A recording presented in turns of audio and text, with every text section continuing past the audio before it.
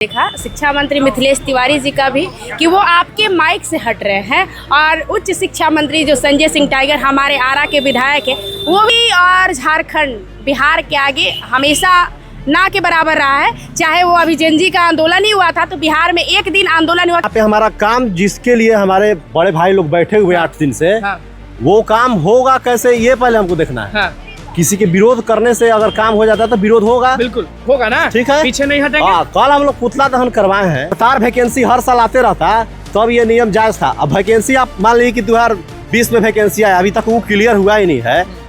महत्व वो क्या जाने जिसको शिक्षा से कोई भेंट ही नहीं है। तो यहाँ के सरकार के लिए ये बहुत फिट बैठता है जिसको शिक्षा का पता ही नहीं है, जो डिग्री क्या होता है शिक्षा लेने में।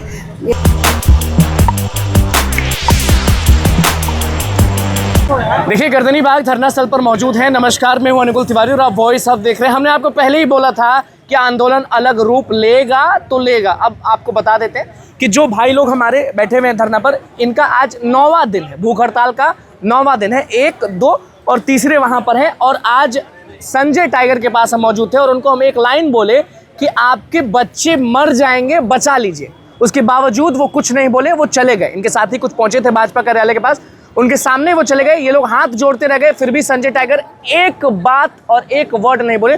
अभी खुशबू पाठक हमारे साथ मौजूद है और खुशबू पाठक कितना आंदोलन की हैं, क्या नहीं है, ये शायद मुझे नहीं बताने की ज़रूरत है। ये वही गर्दनीबाग है जहाँ से इतना ललकारी और हमेशा जीती हैं। आपसे पूछते हैं कि ये आंदोलन अलग रूप ले रहा है, इस आंदोलन को क्या होगा और जो मंत्री है संजय टाइगर उनका क्या होगा? आज मैंने दोनों ही मंत्रियों का बयान देखा, शिक्षा मंत्री मिथिलेश तिवारी जी का भी कि वो आपके माइक से हट रहे हैं और उच्च शिक्षा मंत्री जो संजय सिंह टाइगर हमारे आरा के विधायक है वो भी देख रहे हैं कि लग रहा है कि वो तो आपको पहचानते ही नहीं है। दोनों का दोनों ऐसे इग्नोर करके निकल रहे हैं। जब बात होती है, जेन्युइन बात होता है, रोजगार की बात होता है, और जो यहाँ 9 दिन से बैठे हुए हैं भूखे प्यासे और शिक्षा मंत्री दोनों ही अपना औकात दिखा रहे हैं, ये जनता है। अभी बांकेपुर तो सिर्फ और सिर्फ झांकी दिखा है ना, और ये लिखित दे रहे हैं कि यहाँ जो बैठता है वो लेकर ही जाता है। अब कहीं ना कहीं बीजेपी का औकात दिखेगा और जो भी अभ्यर्थियों का मांगे वो मानना तो पड़ेगा। शिक्षा आपके सामने है और आज 9वां दिन है, भूख हड़ताल है, ये देखा जाता है क्योंकि कहीं ना कहीं बिल्कुल नहीं देखा जाता। मुझे इस चीज़ की जानकारी नहीं थी क्योंकि मैं ये जो वोट चल रहा था उसमें मैं व्यस्त थी, लेकिन मैसेज, कमेंट और मैंने आपका ही वीडियो देखा कि 9 दिन से अभ्यर्थी यहाँ बैठे हुए और इन्हीं लोग के द्वारा कुछ मैसेज भी किया गया था कि हमारा मांग है भाई आप लोग साथ दीजिए। बिहार का हर एक युवा, बिहार का हर एक छात्र, बिहार का हर एक छात्र नेता, हर एक युवा वर्ग इस मांग को लेकर, चाहे बिहार एसएससी का मांग हो चाहे इन लोगों का मांग हो, सभी मांगों को लेकर गर्दनीबाग में उतर कहीं ना कहीं ये देखने को मिल रहा है। हर चीज बिल्कुल कहीं ना कहीं ये देखने को मिल रहा है कि दिल्ली झारखंड से भी बड़ा आंदोलन, दिल्ली और झारखंड बिहार के आगे हमेशा ना के बराबर रहा है। चाहे वो अभी जेनजी का आंदोलन ही हुआ था तो बिहार में एक दिन आंदोलन हुआ कि प्रधानमंत्री जी को लाइव आना पड़ गया था। आप ललकार रहे हैं बिहार के युवाओं को, मैं क्लियर बोल रही हूँ कि आप उसको ललकार रहे हैं जिससे खुद प्रधानमंत्री लाइव आकर बोलते हैं। तो आप बिहार के युवाओं को मत ललकारिए और जो जो डिमांड है वो पूरा कर दीजिए, नहीं तो आप देख लीजिए। उच्च शिक्षा मंत्री से भी हमने सवाल किया, शिक्षा मंत्री से भी हमने सवाल किया कि आंदोलन कल है, आप बचा लीजिए, फिर भी एक शब्द नहीं बोला। मिथिलेश तिवारी जी अपना औकात दिखाना चाहते हैं, जैसा कि वो बोलते हैं कि छात्र नेता लोग मुझे नहीं जानते, अब वो जानेंगे। आज बोले तो हैं कि आंदोलन मत करिए, 31 अक्टूबर का डेट बोल ही तो दी है कि अब वो जानेंगे छात्र नेताओं को और युवाओं को। दूसरी बात कि उच्च शिक्षा मंत्री संजय सिंह टाइगर जी, आप ना भूलिए कि हम आप ही के धरती की बेटी हैं। जो मंत्री हाँ आप जी भाई, हमारा के वो भी आरा के एक ही एरिया के लोग, तो आप ये मत भूलिए कि आप मंत्री बन गए हैं तो फिर आप विधायक के लिए वहाँ पर नहीं लड़ने आइएगा। अच्छा, औकात आपको दिखेगा। ये चीज जो कहा जा रहा है कि TRE-4 हो गया, BSSC हो गया, BPSC के 70वीं के लोग भी बगल में बैठे हुए हैं, एकजुट होकर बहुत बड़ा आंदोलन होने वाला है। बिहार एसएससी जो ये PhD होल्डर स्टूडेंट है, बिहार दरोगा वाले अभ्यर्थी हैं, बिहार पुलिस वाले अभ्यर्थी है, TRE-4 वाले अभ्यर्थी, एक ही नहीं सभी अभ्यर्थी अब एकजुट हो रहे हैं। बिहार का हर एक युवा वर्ग एकजुट होकर अपनी मांग को रखेगा। कोई अलग नहीं है भाई, सबके साथ धोखा हो रहा है, कोई अलग नहीं। बिल्कुल, देखिए बहुत बड़ा आंदोलन तो जरूर होने वाला है। यहाँ पर अध्यक्ष भी मौजूद हैं, अंकित जी हैं। जिस पार्टी से आप हमेशा चुनाव लड़ते हैं, एकदम कड़ा सवाल जवाब देने के लिए आपको रेडी होना होगा, लेकिन फिर भी आप छात्र अभ्यर्थी के लिए हमेशा खड़े रहते हैं। आपके पीछे जो शख्स बैठे हैं 9 दिन से भूखे प्यासे हैं, और जैसा झारखंड में हुआ, जैसा दिल्ली में हुआ वैसे ही आंदोलन अब यहाँ भी होने वाला है। धीरे धीरे आप लोग जैसे लोग, खुशबू पाठक भी हैं, आप भी हैं और बाकी स्टूडेंट लीडर्स भी यहाँ पहुँचने वाले हैं। तो कहीं ना कहीं सरकार का विरोध करना है।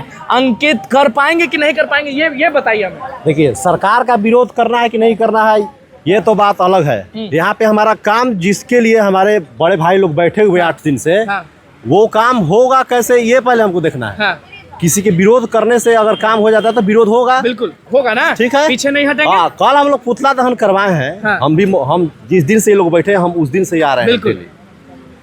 लेकिन इसमें अब यह है कि राज्यपाल जी के पास जो उनके अगल बगल जो बैठे रहते हैं सलाहकार लोग, वो लोग राज्यपाल को किस तरह से कन्वेंस किए हैं कि इस रूल को, ये रूल जो टेबल 3 का जो रूल है, वही रूल हम लोग का मांग है कि वही रूल आगे भी लागू रहना चाहिए। डोमिसाइल की भी मांग करते हैं। डोमिसाइल की मांग होनी चाहिए क्योंकि हर एक स्टेट में डोमिसाइल लागू है, ठीक है। उनको तो आप अच्छे से जानते होंगे ना, वो देखिए तस्वीर जो है, आपसे बहुत रिश्ता भी है। गिरीश चौधरी को तो अच्छे से जानते हैं ना, उनका कारनामा जानते हैं, उनकी सारी चीज़ों को आप जानते हैं। तो गिरीश जी का भी विरोध कर रहे हैं लोग। सब लोग का विरोध होगा, जिनका भी संलिप्तता इस नियम को चेंज करने में अगर है, सभी लोग का विरोध होगा। क्योंकि मान लीजिए कि आप बिहार के सबसे शिक्षित युवा जो PhD के स्कॉलर हैं और जो ग्रेजुएशन किए हुए लड़के रहते हैं, जो इंटर पास लड़के रहते हैं, सब लोग अपने रोजगार मांगने के लिए रोड पे ही उतरे हुए हैं। तो इससे आपको क्या दर्शाता है कि कहीं ना कहीं सरकार से चूक हो रही है। किसी और के बहकावे पे, किसी और के कहने पे वो नियम जब तक हमारे माननीय मुख्यमंत्री जी थे, मुख्यमंत्री बिहार के, कभी भी उस शिक्षा से वो छेड़छाड़ तो नहीं किए। जो भी नियमावली थी वो चल रहा था स्वतः अपने नियम से। लेकिन डोमिसाइल लागू होने का प्रमुखता सबसे पहले सरकार से हमारी मांग है कि डोमिसाइल लागू होना चाहिए, कि बिहार का जो वैकेंसी आ रहा है उस पर सबसे पहला अधिकार हम बिहारी छात्रों का होना चाहिए ना। अच्छा, शिक्षा मंत्री मिथिलेश जी से भी पूछ लिए, उच्च शिक्षा मंत्री टाइगर जी से भी पूछ लिए। उनसे जब हमने बोला कि अरे उन लोग कुछ नहीं कर सकते, वो लोग खाली मंत्री नाम के हैं, बस 4 गो गाड़ी से घूमना है, जहाँ जाएं महीना मिल रहा है, फोकस चल रहा है, AC में घूम रहे हैं, उनको छात्र से क्या मतलब है? हाँ, हम कर रहे हैं। उन लोग का बात रखने के लिए पावर है, बात रख सकते हैं राज्यपाल के पास, या जो भी VC है बिहार के, राज्यपाल के पास बात रख सकते हैं क्या अपने प्रमुखता से। आपके भाई पीछे हैं, नहीं ध्यान दीजिएगा तो क्या होगा आप भी जानते हैं। इसमें एक और बात सामने आ रही है कि जो ये नियम बनाने में बिहार के बाहर के UP के 2-4 लोग हैं, कन्वेनर बने हुए हैं। परमेंद्र बाजपेयी जी हैं, जयप्रकाश यूनिवर्सिटी के VC है। तो उन लोग का यही चाहत है कि भाई बिहार का नौकरी हो, UP के लोग भरा रहे। तो ये नहीं यहाँ चलेगा। बिहार में डोमिसाइल लागू होगा और जो एज को घटा करके 43 किया गया है, 55 उसको लागू होना चाहिए। अगर ये लगातार वैकेंसी हर साल आते रहता तब ये नियम जायज़ था। अब वैकेंसी आप मान लीजिए कि 2020 में वैकेंसी आया, अभी तक वो क्लियर हुआ ही नहीं है, 2026 आ गया है, तब है कि आप 44 साल 43 साल में लीजिएगा तो फिर मान लीजिए कि जो इस बार PhD पास करेगा अगला 10 साल के बाद 40 साल का होगा तो फिर कैसे ही चलेगा काम। गर्दनीबाग धरना स्थल पर मौजूद है, ये सब देखा जाता है आपको आंखों से? ये सब हम तो हमेशा हैं, डेली आ रहे हैं, देख रहे हैं। बहुत स्थिति खराब हुआ है। हुकूमत भैया जो बैठे हुए हैं, 3 आदमी बैठे हुए हैं, सब लोग को जान रहे हैं। हाँ, बहुत स्थिति खराब है। देखिए, बार बार उच्च शिक्षा में छेड़छाड़ नहीं करना चाहिए। और अभी की स्थिति में क्योंकि जब रेगुलर नहीं है हर चीज़, तो अभी करना सही नहीं था। और सबसे बड़ा चीज़ उन लोग का है जो एज वाला है, एज वाला जो 55 वर्ष से 42 वर्ष का, आप भी समझ रहे हैं कि PhD करने में कितना टाइम लगता है। और उसके अलावा पूरा अब कर दिया है कि 10th 12th सब मार्क्स जुटेगा। आप जो रिसर्च किए हुए हैं उसका मार्क्स नहीं जुटेगा। तो आप समझ ही रहे हैं कि पहले ही लोग जो PhD किए हैं उस समय 10th पास कर जाते थे 60% से, वहीं बहुत बड़ी बात होती थी।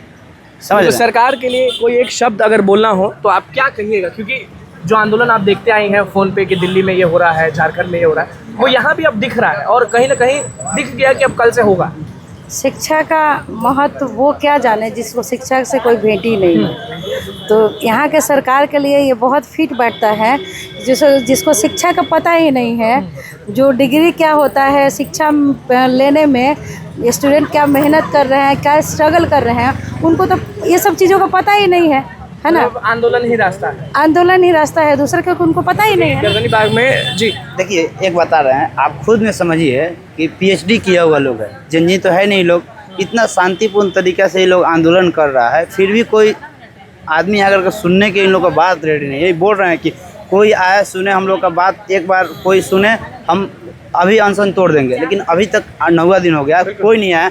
पता ना किस दबाव में है, किसके दबाव में लोग हैं कि जो नहीं आ रहे हैं। अब तो हम लोग को नहीं पता चल रहा है कि किसका दबाव। देखिए गर्दनी बाग धरना स्थल पर है, लगातार खबर दिखा रहे हैं, 9वां दिन आज और यही माहौल है। अब देखना होगा कि कल क्या होता है और आप लोग कल पहुंच रहे हैं कि नहीं, ये भी जरूर बताइएगा। बहुत बहुत धन्यवाद। चैनल को सब्सक्राइब करें, पेज को लाइक करें।